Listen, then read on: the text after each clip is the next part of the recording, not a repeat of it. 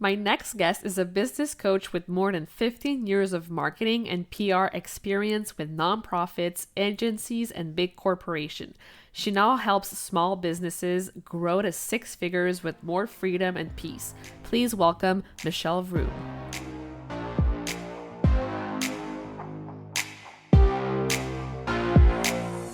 Welcome to the Powerful Female Leaders Podcast. I'm your host, Anna Patricia Bourgeois, certified business coach. I am here to help you up-level, generate consistent wealth, increase your confidence, attract dream clients, and master your mindset so that you can fully own your power and achieve next-level results in your online business and beyond. Every week, a powerful conversation will take place with amazing guests, or I'll share from my experience to help inspire you to start and scale the business of your dreams while being powerfully you. The time has come to stop playing small, stop hiding, and stop waiting. Now is the perfect time for you to passionately pursue your heart's desire as the powerful leader you were born to be. Are you ready? Let's do this. Hello, everyone, and welcome to another episode of the Powerful Female Leaders Podcast. I am here today with Michelle Vroom. Hi, girl. Hello, hello. I'm so excited to have you on. Thank you so much for being here. Thank you for having me. I'm excited to dive in. Yes, me too. So I know you've been doing this for 15 years and you have lots of experience and background in marketing, PR. And I want you to take us on a journey with you and share more about that whole journey, that whole experience, and why are you so passionate about what you do today? Yeah, absolutely. So I've got a 15 plus year background in marketing and PR. I've worked in just about every environment, agency environment, corporate Mm-hmm. environment, nonprofit, all of that. And then I started my business 5 years ago, a little more than 5 years ago. Mm-hmm. And I will say that I'm passionate about marketing in general because I think that there are so many talented people in the world, and I want people Yeah. to be able to get their voice out there to use their God-given talents to make an impact. I mean, isn't that what we're all here for, right? Mm-hmm. And so I've been lucky enough to be able to do that, in different capacities. But the seed for being an entrepreneur was always planted. And Mm-hmm. I thought, when I'm in my 50s and my kids are out of the house, that's when I'll start. Thank God I didn't listen to that. I would still be like 15 years off. But the point is that I always had that vision. And it Mm-hmm. wasn't until I had my first child, I have three boys at home, but until I had my oldest, that everything changed. My entire identity changed and what I wanted changed. I still Mm-hmm. wanted a career. I still wanted to be able to use my talents, but in a different way, in a way that allowed me the freedom and flexibility to be fully present with my son. And so when he Mm. was 6 months old, I started my business. It was a scary leap of faith Mhm. because I was, the breadwinner at the time, came from a cushy corporate job, and here I am starting my own business. But I had a bigger vision and my why was bigger. And I think that's important. Like, I wanted Mm. to help Mhm. other small business owners grow, right? Like, I wanted them to have more access to their ideal clients. I wanted them to have more confidence to put themselves out there. Mhm. It wasn't until about a year and a half into business that I started coaching female entrepreneurs. And Mhm. I saw an opportunity with all of the women starting businesses. And that was like 4 years ago. I mean, the numbers have only grown, right? Wow, In yeah. terms of women starting businesses, which I think is amazing. And I realized that they didn't need me to come in and do the work for them. They needed a partner, somebody who could come alongside of them and support them. And that's exactly what I wanted to do. That's what I still do today. Although, my offers have changed, my business model has changed along the way. Mhm. I still want to support women, especially other moms, right? Mhm. Support them in being able to have that same freedom and flexibility that I have. Oh, this is so good. I love that so much. And I mean, we're all on this planet to find what we love to do, get the support, grow to those heights, that we never would have imagined for ourselves. And I'm just so, so happy that you do that for women and that you help them get there in their lives. I also heard that you lost three clients in one day, 2 months before giving birth. To my I second want, child, yes. yeah. So I want you to share more about that experience. Yeah. So that was about a year into business. I think I had just hit like my 1 year, anniversary. And it was 2 months before I was due to give birth to my second son. Mm-hmm. And it was just, one of those random things, to be totally honest. It wasn't anything that I did. I think it actually would have been easier had it been Mm-hmm. like an unhappy client or somebody who, was Mm-hmm. unhappy with what they were getting, because at least you can work through that. Yeah. But it was three different clients, totally different circumstances, things that were out of their control. So the first client was having issues with like receivables from their other clients, and they were putting all work on hold Oh, wow. immediately. So there was that. And by the way, at the time, like I was only a year into business. I wasn't like a massive business or anything like that. Mm-hmm. And so, three clients made up a good chunk, majority of my client base and my revenue. And so, Mm-hmm. had that happen with the first client, the second client, my direct contact left the company Oh, abruptly. wow. And so they were putting things on hold. Like there wasn't anybody to report to.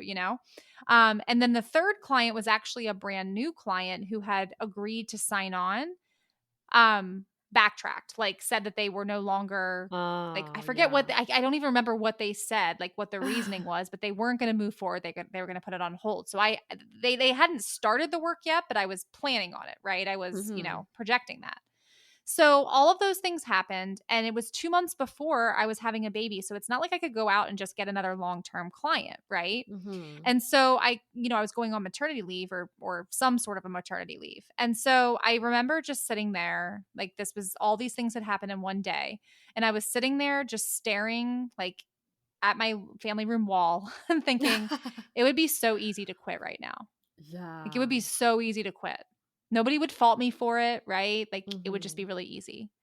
And then another voice came into my head that said, "You will always regret that if you do that." And Mm. so I let myself indulge in some, like Ben and Jerry's ice cream, and like cried a little, cried and like let myself Yeah. feel all the feelings. And then the next day I was like, I'm going to keep moving forward because there's no other Yeah. option. And that's truly, I think, when like any backup plan that I might have had before, like Mm-hmm. kind of diminished. And so what ended up happening is I continued to show up in other Facebook groups, connecting with female entrepreneurs, which is who I really wanted to serve. I will add that Mm-hmm. the clients that left, they were not my favorite clients. So in a way, Mm-hmm. it was a little bit of a blessing. But anyhow, I was able to connect with somebody who literally needed a short-term 2-month project. Which Wow. was perfect for me, right? So it Wow. was helping her promote a conference that she was running. So I came in, helped her promote the conference, did such great work that she, I think she had like additional like $3,000, $4,000 in profit on top of what she made from the conference. Wow. And we ended up signing a 2-year well, it wasn't a 2-year contract. I think it was a year contract, and then she upgraded again, but it was a 2-year relationship that came out of that. So thank Wow. goodness I didn't quit. And I share this because I think it's important to be transparent about that stuff. Like, not everything is rainbows and sunshine. But I Mm-hmm. also think it's such great evidence of what happens when you say, you know what, I'm not going to quit. And you let go of any backup option or plan B option that you Mm. have for your business. OMG.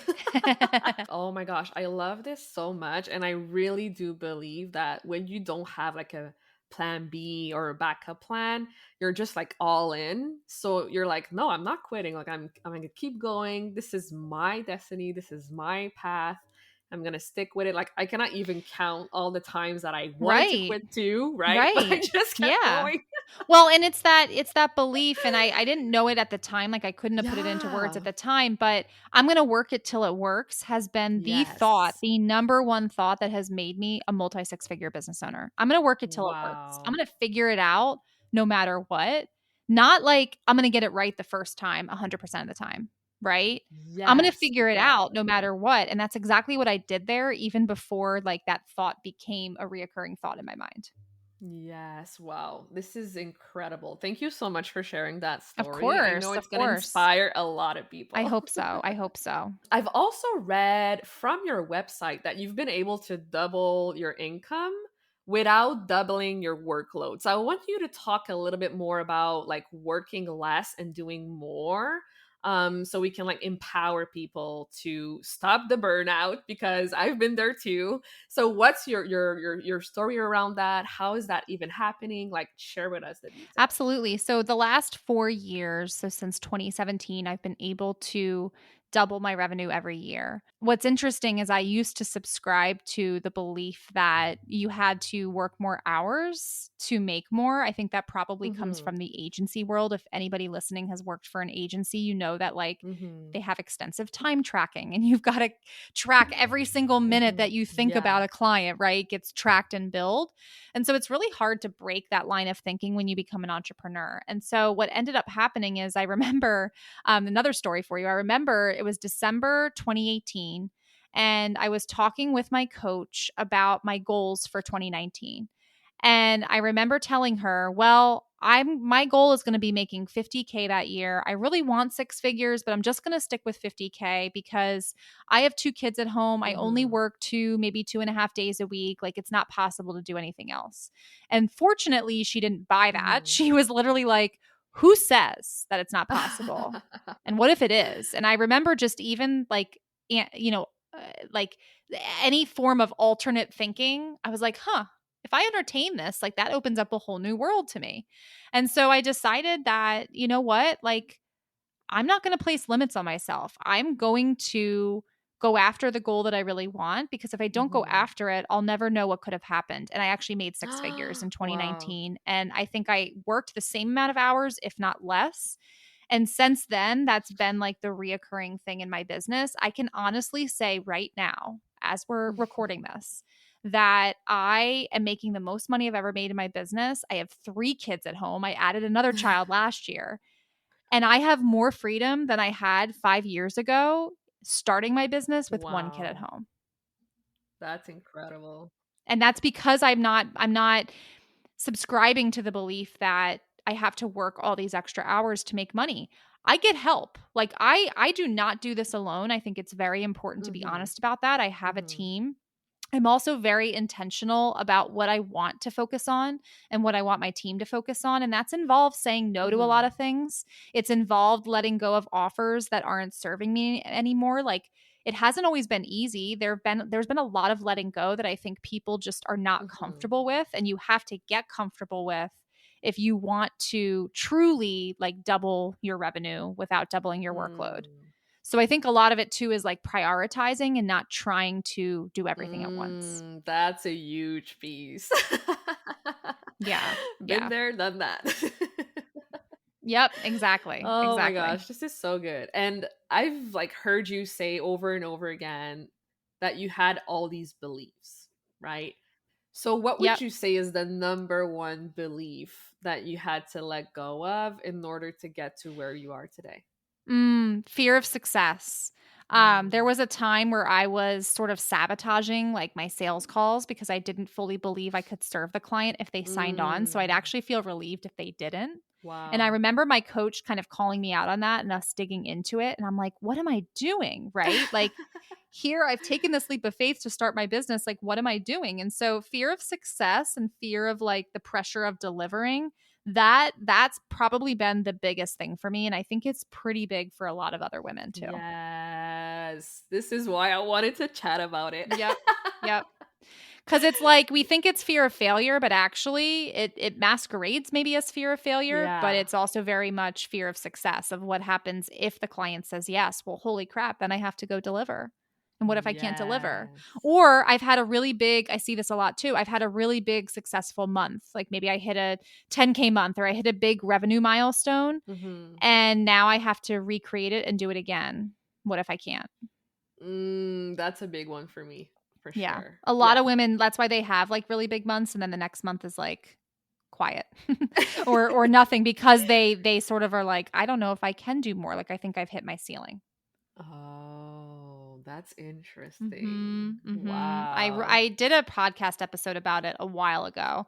It's called The Dark Side of Success, and I think it's something that Mm. comes up for a lot of women especially after a lot of success. Oh my gosh, I have to go listen to it for sure. Yes, yes, you should. Amazing. So I want you to share, your biggest piece of advice for any aspiring entrepreneurs or entrepreneurs that are maybe in their first year, their second year? Like, what would you say to Oh man, so many things. them? I would say like give yourself grace as you're building a business. Mm-hmm. Recognize that you're not going to get things right 100% of the time. Mm-hmm. Failure is actually your best friend because failure teaches you so much about what's possible and what's necessary for success. Mm-hmm. So, taking risks and being okay with failure, I think that's a challenging thing for a lot of people. And I wish I had done that sooner because I think it would have saved me a lot of the like mental Mm. drama of overthinking every potential thing that could happen because I was afraid of the outcome. Um, Yes. so I think, yeah, like really giving yourself grace, recognizing that building a business doesn't happen overnight, no matter how much everybody online would like you to think it does. Yeah. And be okay with taking risks, be okay with stepping out of your comfort zone. Like I'm uncomfortable every single day, Mm-hmm. but it serves me and it serves my business. And it will Mm. continue to serve me in this next phase of business. Yes. I always say as soon as you get comfortable, find something to be Yep. uncomfortable in. Very true. Very, very good advice. Oh, I love that. I love that. So I ask this to everyone who comes on the podcast, and I'm very curious to know your answer. What does Okay. being a powerful leader mean to you? A powerful leader to me means that I'm calm in the face of trial, that Mm-hmm. I'm not rattled by things that happen. It doesn't mean I enjoy those things, those unexpected things, but I always have an innate trust in my ability to figure it out. Mm-hmm. That's what I believe because in order to lead other people as well, not just lead yourself, you Mm-hmm. need to have that trust, right? That Mm-hmm. trust is what keeps you going when you don't see the immediate fruits of your labor because we're not. I think a lot of people are like, well, I need to see a result now or I'm not going to continue, or I need that instant gratification now or it's not worth doing. When in Mm. reality, I think, having that trust and that belief in the bigger why, right? And in your mission, Mm-hmm. like when those things are in place, that keeps you going when you are waiting for the results to show up, when it does feel like no one's watching or no one's listening or nothing's working. And I think that's what being a powerful leader is trusting in yourself regardless of the circumstances and having peace in your business, even Mm-hmm. when things aren't going the way that you would expect. In fact, especially when things aren't going the way you expect, because it's easy to be peaceful when things are going Yeah. well, right? Yeah. So I think that's what being a powerful leader means to me. Ugh, so good. And yeah, like my favorite question to ask, like every client when I start working with them, is asking them about their why and telling them, like, you're Mhm. gonna have to go back to the why when you're Right, gonna have right. those low days and things are gonna go sideways, you know? Exactly, So I love exactly. that. Yeah, amazing. So do you have, any last piece of wisdom you'd like to share with our audience today? I think just, keep moving forward, right? Like work it till it works. It's okay for things to not work out the way Mm-hmm. you expect on the first try. You're learning, you're growing. I mean, think about if you have children, right? Like, do you expect your child to be born knowing how to drive? No, of course not. My 1-year-old is just starting to walk and I don't expect him to run and like know how to do it perfectly. So Mm-hmm. why are we expecting the same thing of our businesses, right? Mm-hmm. So really just having the realistic expectations and the grace to keep moving forward and the trust that you will figure it out no matter Mm-hmm. what happens, because if you wouldn't have this dream and this desire to be an entrepreneur if you did not have also the ability to figure it out, right? To figure it Yes. out along the way. And so I think just trusting in the fact that you've already taken that leap of faith, you've already done something that so many people dream about doing and never end up doing. So that means you're Yes. capable of so much more than you think. Yes, you are queen. Amazing. So where can people go to connect with you further in the online space? Yeah, I'd love to have you join me inside of my Facebook group, Market Like a Boss. That's where I share, marketing tips. I share tips for growing your business, for getting visible, for dealing with Mhm. imposter syndrome, for Mm. handling the hard stuff. All of those things I talk about and more. There's over 5,700 incredible female leaders in there, and you belong in there too. So I would love to Yes. see you join us. I love it. Well, thank you so much, Michelle, for your time, for being here, for being so awesome. I wish you nothing but more success. Thank you so much. I appreciate that. This has been fun. Thank you so much for listening to this episode of the Powerful Female Leaders Podcast. If you love this episode, make sure to spread the message. Leave a review and subscribe. I would forever be grateful for you. I also want to hear from you, and I want to know your feedback and your questions for future episodes. So don't be shy, say hi, and send me a message at Powerful Female Leaders Podcast on Instagram. Until then, I'll see you on the next episode.